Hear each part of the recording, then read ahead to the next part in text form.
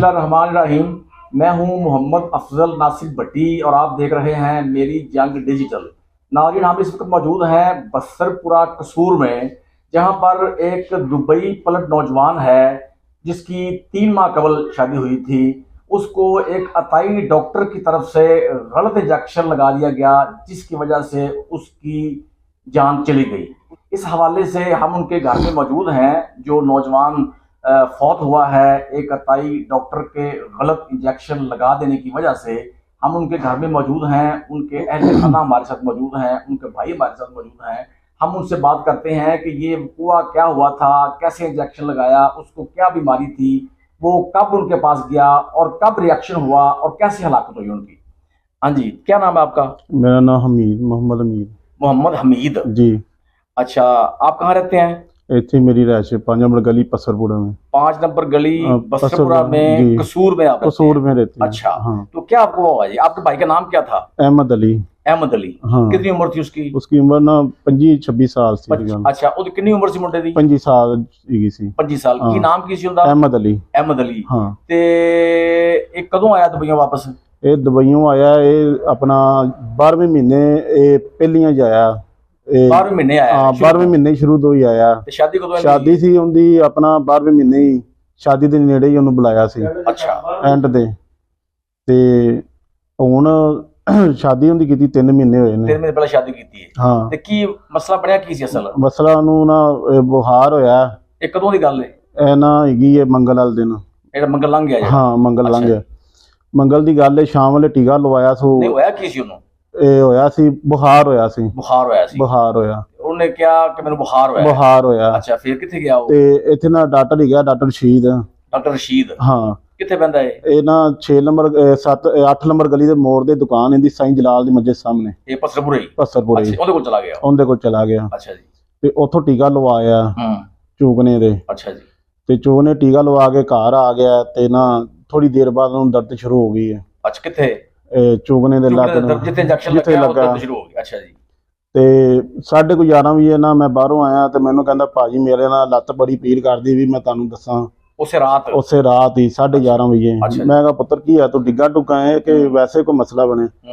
ਕਹਿੰਦਾ ਨਹੀਂ, ਮੈਨੂੰ ਨਾ ਟੀਕਾ ਲੱਗਾ ਤੇ ਮੈਨੂੰ ਨਾ ਹੁੰਦੀ ਨਾ ਦਰਦ ਬੜੀ ਹੁੰਦੀ ਵੀ ਹੈ। ਮੈਂ ਕਿਹਾ ਉਹ ਪੁੱਤਰ ਟੀਕਾ ਲੱਗ ਗਿਆ ਹੋਣਾ, ਖਲੋ ਗਿਆ ਤੇ ਹੋ ਜਾਏਗਾ ਸਹੀ, ਤੇ ਸੁਬਾਹ ਆਪਾਂ ਚੈੱਕ ਕਰਾ ਲਾਂਗੇ ਡਾਕਟਰ ਕਿਸੇ ਨੂੰ। ਤੇ ਕਹਿੰਦਾ ਅੱਛਾ ਠੀਕ ਹੈ। ਉਹ ਨਾ ਰਾਤ ਨੂੰ 11 ਵਜੇ ਨਾ ਬਹੁਤ ਜ਼ਿਆਦਾ ਤਬੀਅਤ ਖਰਾਬ ਹੋ ਗਈ, ਲੱਤ ਬੜੀ ਆ ਨਾ ਮੇਰੀ ਪੀੜ ਕਰਦੀ ਵੀ, ਚੀਕਾਂ ਮਾਰੇ। ਤੇ ਮੈਨੂੰ ਉਹਨਾਂ ਨੇ ਘਰੋਂ ਬੁਲਾਇਆ ਤੇ ਅਸੀਂ ਨਾ ਉਹਨੂੰ ਲੈ ਕੇ ਗਏ DHQ ਤੁਸੀਂ ਲੈ ਕੇ ਚਲੇ ਗਏ। ਤੇ ਉੱਥੇ ਗਏ, ਉਹਨਾਂ ਨੇ ਨਾ ਇਹ ਵੇਖਿਆ ਤੇ ਉਹਨਾਂ ਨੇ ਦਵਾਈ ਦਿੱਤੀ, ਆਪਣਾ ਲਿਖ ਦਿੱਤੀ, ਨਾਲ ਉਹਨਾਂ ਨੇ ਦਰਦ ਵਾਲੇ ਟੀਕੇ ਲਾ ਦਿੱਤੇ। ਤੇ 6 ਵੀ ਅਸੀਂ ਨਾ ਵਾਪਸੀ ਆ ਗਏ ਘਰ। 6 ਵਜੇ ਸਵੇਰ ਆ ਗਿਆ? ਸਵੇਰ ਵਾਪਸੀ ਅਸੀਂ ਆ ਗਏ। ਸੁਬਾਹ 6 ਵਜੇ ਘਰ ਆ ਗਿਆ। ਛੁੱਟੀ ਦੇ ਦਿੱਤੀ। ਅੱਛਾ ਜੀ। ਅਸੀਂ ਨਾ ਫਿਰ ਆਣ ਕੇ ਨਾ ਸਾਨੂੰ ਰਾਤ ਦਾ ਨਿੰਦਰਾ ਸੀ। ਅਸੀਂ ਕਿਹਾ ਪੁੱਤਰ ਦਵਾਈ ਖਾ ਲਾ ਤੇ ਸੌਂ ਜਾ। ਉਹ ਨਾ ਬੜੀ ਤਕਲੀਫ ਹੋਵੇ ਤੇ ਇੰਜ ਪਵੇ ਤੇ ਫਿਰ ਉੱਠ ਪਵੇ। ਅਸੀਂ ਆ ਕੇ ਸੌਂ ਗਏ। ਅਸੀਂ ਨਾ 11 ਵਜੇ ਫਿਰ ਸਾਨੂੰ ਉਠਾ ਲਿਆ। ਭਾਜੀ ਮੈਨੂੰ ਚੀਕਾਂ, ਮੈਨੂੰ ਬੜੀ ਦਰਦ। 11 ਵਜੇ ਦਿਨ ਦੇ? ਹਾਂ, ਦਿਨ ਦੇ। ਅੱਛਾ ਜੀ। ਤੇ ਇੱਥੋਂ ਫਿਰ ਅਸੀਂ ਨਾ ਇੱਥੇ ਡਾਕਟਰ ਮਨੀਰ ਹੈਗਾ, ਅਸੀਂ ਉਹਦੇ ਕੋਲ ਲੈ ਗਏ। ਉਹਨੇ ਵੇਖਿਆ, ਉਹਨੇ ਨਾ ਦਵਾਈ ਦਿੱਤੀ, ਉਹਨੇ ਦਰਦ ਦੇ ਟੀਕਾ ਲੱਗਾ ਹੋ ਜਾਏਗਾ ਸਹੀ। ਤੇ ਉਹ ਰਾਤ ਸਾਡੀ ਨਿਕਲ ਗਈ। ਅਸੀਂ ਜਿਵੇਂ ਰਾਤ ਨੂੰ ਨਾ ਜਿਹੜਾ ਅਗਲੇ ਦਿਨ ਸੀ ਰਾਤ ਨਿਕਲ ਗਈ ਤੁਹਾਡੀ ਸਹੀ? ਨਿਕਲ ਗਈ ਦਰਦ। ਤੇ ਅਸੀਂ ਬਾਅਦ ਨਾ ਅਸੀਂ ਕਿਹਾ ਨਾ ਇੱਥੇ ਹੈਗਾ ਆਪਣਾ ਇਹ ਖਾਰੇ ਰੋਡ ਨਾ ਉਹਨੂੰ ਅਗਰ ਆਰਾਮ ਤੁਹਾਨੂੰ ਅਗਲੇ ਦਿਨ ਰਾਤ ਆਰਾਮ ਆ ਗਿਆ ਸੀ? ਆਰਾਮ ਤਕਲੀਫ ਹੋਵੇਂ ਸੀ। ਤਕਲੀਫ ਹੋਵੇਂ ਹੀ ਹੁੰਦੀ ਪਈ ਸੀ ਤੇ ਡਿੱਗਣ ਲੱਗ ਪਿਆ ਸੀ ਨਾ, ਬਹੁਤ ਤਬੀਅਤ ਖਰਾਬ ਹੋ ਗਈ। ਤੇ ਜਦੋਂ ਤੁਸੀਂ ਮਨੀਰ ਕੋਲ ਵੀ ਗਏ ਜੇ ਉਦੋਂ ਵੀ ਆਰਾਮ ਨਹੀਂ ਆਇਆ? ਉਦੋਂ ਵੀ ਰਮਾਨ ਨਹੀਂ ਆਇਆ। ਉਦੋਂ ਵੀ ਰਮਾਨ ਨਹੀਂ ਆਇਆ। ਅਸੀਂ ਕਹਿੰਦੇ ਕੋਲ ਰਮਾਨ ਨਹੀਂ ਆਇਆ, ਕਿਸੇ ਹੋਰ ਡਾਕਟਰ ਕੋਲ ਚੈੱਕ ਕਰਾ ਲਈਏ। ਅਸੀਂ ਕਿਹਾ ਉਹ ਨਾ ਖਾਰੇ ਰੋਡ ਆਬਦ ਰਫੀਕ ਦਾ ਕਲੀਨਿਕ ਹੈ, ਸਰਜਨ ਡਾਕਟਰ, ਅਸੀਂ ਉਹਦੇ ਕੋਲ ਜਾਂਦੇ ਹਾਂ, ਸਰਜਨ ਕੋਲ ਜਾਂਦੇ। ਉਸ ਤੋਂ ਅਗਲੇ ਦਿਨ ਤੇ ਅਸੀਂ ਉੱਥੇ ਗਏ ਹਾਂ। ਜਦੋਂ ਉਹਨੇ ਹਾਲਤ ਵੇਖੀ, ਉਹਨੇ ਕਿ ਇਹਦੀ ਹਾਲਤ ਬਹੁਤ ਜ਼ਿਆਦਾ ਖਰਾਬ ਹੈ, ਇਹਦੀਆਂ ਨਾ ਰਿਪੋਰਟਾਂ ਹੋਣੀਆਂ ਨੇ ਤੇ ਤੁਸੀਂ ਨਾ ਇਹਨੂੰ ਸੈਂਟਰ ਪਾਰਕ ਲੈ ਜਾਓ। ਅੱਛਾ, ਸੈਂਟਰ ਪਾਰਕ ਲੈ ਜਾਓ। ਅਸੀਂ ਉੱਥੇ ਲੈ ਕੇ ਗਏ ਆ। ਉਹਨਾਂ ਨੇ ਐਮਰਜੈਂਸੀ 'ਚ ਚਲੇ ਗਏ ਅਸੀਂ। ਜਦੋਂ ਉਹਨਾਂ ਨੇ ਚੈੱਕ ਕੀਤਾ, ਉਹਨਾਂ ਨੇ ਕਿਹਾ ਇਹ ਟੀਕਾ ਕਿਹੜਾ ਲੱਗਾ ਪਤਾ ਕਰਾਓ। ਤੇ ਅਸੀਂ ਉਹਨੂੰ ਪੁੱਛਿਆ ਕਿਹੜਾ ਟੀਕਾ ਲੱਗਾ, ਸਾਨੂੰ ਕਦੀ ਕਿਹੜਾ ਦੱਸੇ ਕਦੀ ਕਿਹੜਾ ਦੱਸੇ। ਕਿਹਨੂੰ ਪੁੱਛਿਆ ਟੀਕੇ ਦਾ? ਉਹ ਡਾਕਟਰ ਨੂੰ ਹੀ, ਡਾਕਟਰ ਰਸ਼ੀਦ ਨੂੰ ਪੁੱਛਿਆ ਜਿਹਨੇ ਟੀਕਾ ਲਾਇਆ ਸੀ, ਕਿਹੜਾ ਟੀਕਾ ਲਾਇਆ ਸੀ। ਤੇ ਉਹ ਐਮਰਜੈਂਸੀ ਚਲੇ ਗਏ। ਉਹਨਾਂ ਨੇ ਵੇਖਿਆ, ਤੁਸੀਂ ਪੁੱਛਿਆ ਡਾਕਟਰ ਰਸ਼ੀਦ ਨੂੰ ਕਿਹੜਾ ਟੀਕਾ ਲਾਇਆ ਸੀ, ਕੀ ਦੱਸਿਆ ਉਹਨੇ?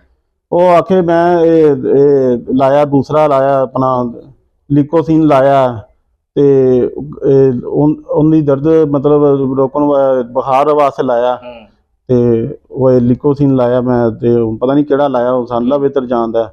ਐਮਰਜੈਂਸੀ ਚਲੇ ਗਏ ਅਸੀਂ ਉੱਥੇ ਸੈਂਟਰ ਪਾਰਕ, ਤੇ ਉਹਨਾਂ ਨੇ ਵੇਖਿਆ ਉਹ ਲੱਤ ਸਾਰੀ ਸੁੱਜ ਗਈ ਤੇ ਟ੍ਰੀਟਮੈਂਟ ਉਹਨਾਂ ਨੇ ਸ਼ੁਰੂ ਕਰ ਦਿੱਤੀ ਆਪਦੀ। ਉਹ ਝੱਟ ਤੋਂ ਬਾਅਦ ਉਹਨਾਂ ਨੇ ਦੱਸਿਆ ਵੀ ਇਹਦਾ ਨਾ ਟੀਕੇ ਦਾ ਬਹੁਤ ਜ਼ਿਆਦਾ ਅਸਰ ਹੋ ਗਿਆ, ਇਹਦੇ ਨਾ ਅੰਦਰੋਂ ਮਸ਼ੀਨਰੀ ਨੂੰ ਡੈਮੇਜ ਕਰ ਦਿੱਤਾ, ਦਿਮਾਗ ਨੂੰ ਸੁੰਨ ਕਰਤਾ।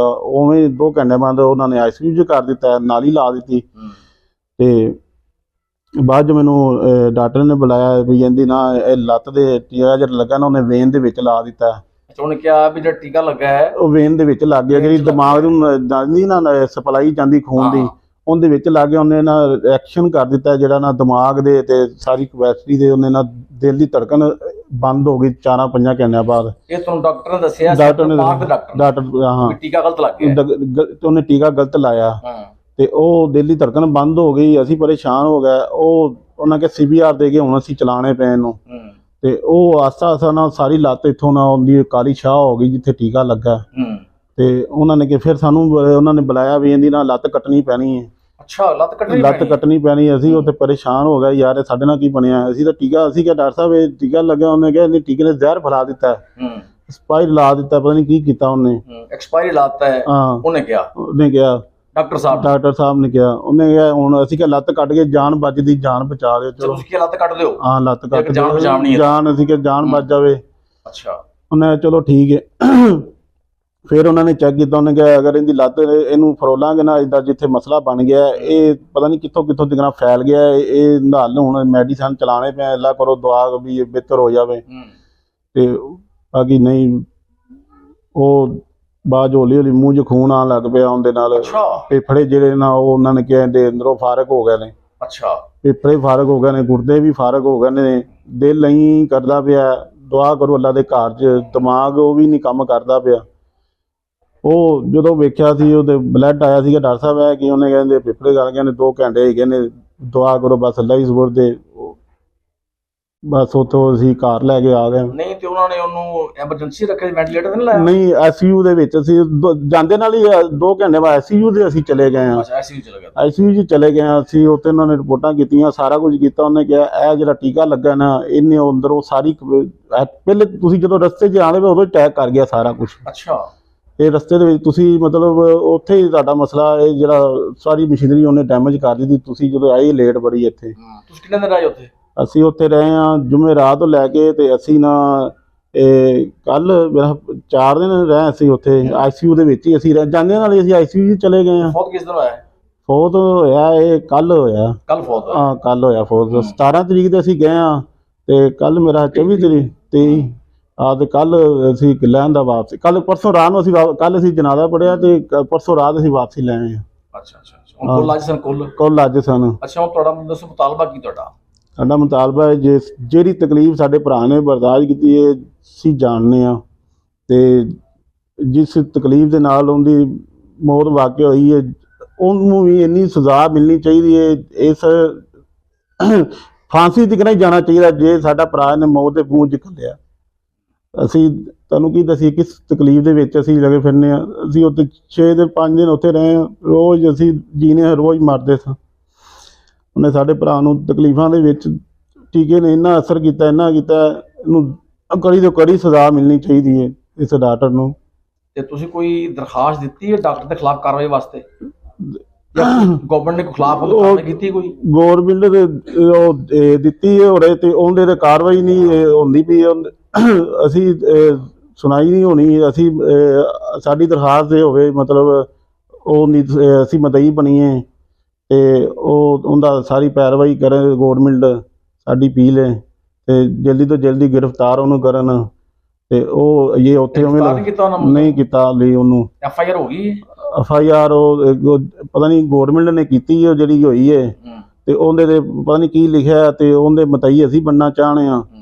ਤੇ ਉਹਦਾ ਤੇ ਕੁਛ ਵੀ ਨਹੀਂ ਬਣਨਾ ਐਵੇਂ। ਤਾਂ ਉਹ ਤਾਂ ਖੁੱਲ੍ਹਾ ਲਗਾ ਫਿਰਦਾ, ਕੋਈ ਸੁਣਾਈ ਨਹੀਂ ਹੈਗੀ ਸਾਡੀ ਤਾਂ। ਜਿਹੜੇ ਮੁਕੱਦਮਾ ਦਰਜ ਹੋ ਗਿਆ ਹੈ ਗਵਰਨਮੈਂਟ ਵੱਲੋਂ ਤੁਸੀਂ ਅਸੀਂ ਮਦਈ ਬਣੀ ਹੈ, ਪੈਰਵੀ ਕਰੋ ਕੇਸ ਦੀ, ਅਸੀਂ ਪੈਰਵਾਈ ਕਰੀਏ। ਤੁਹਾਡਾ ਮਤਲਬ ਇਹ ਆ ਕਿ ਪਰਚਾ ਹੋਇਆ ਹੈ ਤੇ ਬੱਚਾ ਬੰਦਾ ਫੜੀਚਾ ਨਹੀਂ ਹਾਲੀ, ਬੰਦਾ ਉਹਨੂੰ ਫੜਿਆ ਜਾਵੇ, ਉਹਨੂੰ ਕੜੀ ਤੋਂ ਕੜੀ ਸਜ਼ਾ ਦਿੱਤੀ ਜਾਵੇ। ਜਿਸ ਤਕਲੀਫ ਦੇ ਵਿੱਚ ਸਾਡਾ ਭਰਾ ਗਿਆ, ਉਹ ਟੀਕੇ ਨੇ ਇੰਨਾ ਉਹਨੇ ਕਿਹਾ ਜ਼ਹਿਰ ਫੈਲਾ ਦਿੱਤਾ ਇਹਨੇ, ਉਹ ਉਹਨਾਂ ਹਿੱਸਾ ਹੀ ਕਾਲਾ ਸ਼ਾਹ ਹੋ ਗਿਆ ਜਿੱਥੇ ਟੀਕਾ ਲੱਗਾ।